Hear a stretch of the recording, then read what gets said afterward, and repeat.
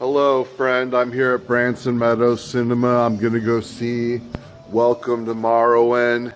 I'm really excited to see this because I saw a documentary on the big screen years ago about the true life story of this guy and what he did. And just thinking about it brings tears to my eyes. It's a really beautiful story of recovery and how art can really help heal people.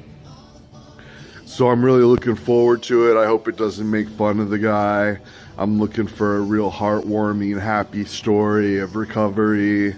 It's from Robert Zemeckis, who's a great director.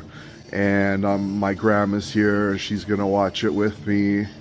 And I got high hopes for this movie. Hopefully, my hopes aren't too high going into it, but stick around and I'll let you know what I thought. Hello, friend Mormo here. I'm back from seeing Welcome to Marwen, and it's a really awesome movie, really important. Definitely a must see if you have any kind of creative side, or if you're an artist, you definitely want to check this movie out. And for sure, check out the documentary about the artist himself. There was a really good documentary about the real life guy this was based off of, and I saw it on the big screen, and it was really touching and just a really inspiring story about recovery and art and stuff. And I think going into, like, having seen the documentary, I was at an advantage going into this movie because this movie does have some kind of story flaws, and I think Zemeckis wrote the screenplay as well with a co-writer, and there's some issues as far as if you haven't seen the documentary, it might be easy to kind of get confused because the movie just kind of starts off in this fantasy world without explaining what's the reality of the situation. And I already kind of knew. I didn't remember the whole story, but I kind of knew it was about this guy who had like doll houses and dolls and was taking pictures of them and stuff as a form of art and as a form of therapy. But like, to somebody who just walks into this blind and doesn't really know the backstory of it or the real life artist that it's about, I think might get confused. And I went and saw this with my grandma, and on the way home, she was asking, like, did he really do that stuff with dolls? And I was like, I had to kind of explain that the situation of it and what the parts of the movie that were real to the real life story. And so definitely recommend checking out the documentary maybe before you see this movie. Actually, just go see this movie.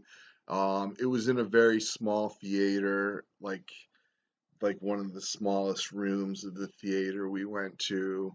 I heard it's getting bad reviews, but it's a really neat, kind of special movie. I did tear up at the end, happy tears. It's got a happy ending, but it was like it moved me, and like the original documentary did. And Steve Carell was awesome, a real like kind of subdued and more subtle performance as this guy, and I was afraid he'd be over the top and zany and and to where it might come off like he was, oh shit, like he was making fun of the guy, but